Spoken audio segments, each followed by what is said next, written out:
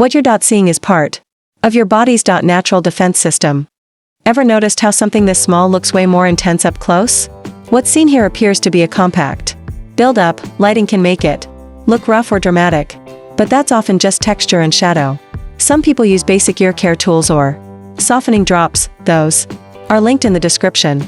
If you're curious, earwax actually helps protect the ear, but if it gets too dense, it can build up like this. Pushing things inside can make it worse, so many choose professional help when needed. Kinda makes you rethink what's going on beneath the surface, right? Enjoy it.